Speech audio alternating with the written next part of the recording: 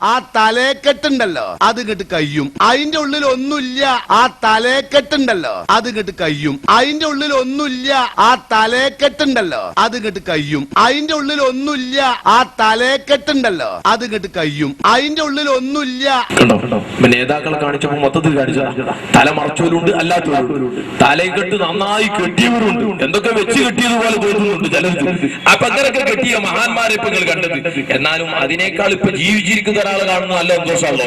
നമ്മള് സക്കരിയ സ്വലാഹിന്റെ ഇത് കാണാം. മൂപ്പര് തലപ്പാവ് തല മറച്ചിട്ടുണ്ടോ ഇല്ലേ എന്ന് കണ്ടാൽ വളരെ സന്തോഷമല്ലോ നമുക്ക്. മൂപ്പരോട് പഴയ കാലത്തെ നമുക്ക് വലിയ താല്പര്യം. കണ്ടോ രാത്രി അനുഭവം എന്ന നിലയിൽ ആരാണത്? മുഹമ്മദ് കുട്ടശ്ശേരിയാണ് എഴുതിയത്. അതിനെക്കുറിച്ച് വിമർശനങ്ങൾ ഉണ്ടായപ്പോൾ അയാൾ പിൻവലിക്കുകയും ചെയ്തു.